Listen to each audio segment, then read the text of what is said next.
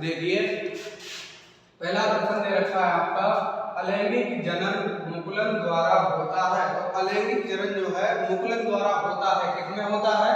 तो ए दे रखा है आपका अमीबा दे रखा है, बी आपका ईस्ट दे रखा है, और सी आपका प्लाज्मोडियम दे रखा है, और डी आपका लेशमानिया दे रखा है।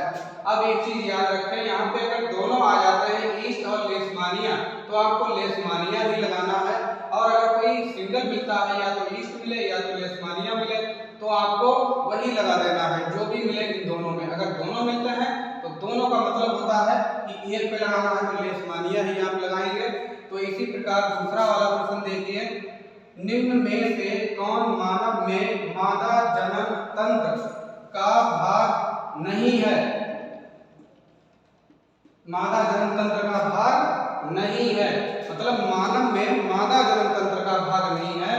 तो देखिए पहला वाला आपका ऑब्जेक्टिव दे रखा है अंडाशय, अंडाशय दे रखा है।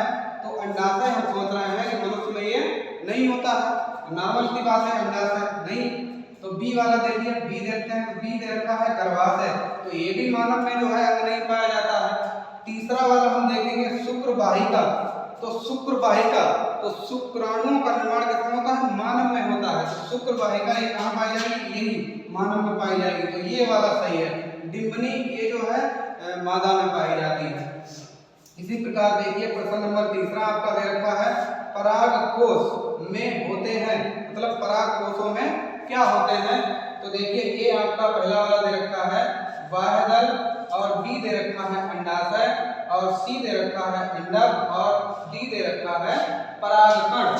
तो देखिए पराग कोशों में होते हैं, तो पराग कोशों में क्या होते हैं? पराग, साधारण सी बात है, आप क्वेश्चन से ही पहचान सकते हैं कि पराग कोश, तो पराग कोश जहाँ पे दे रखा हो तो आपको वही लगा देना है परागकण।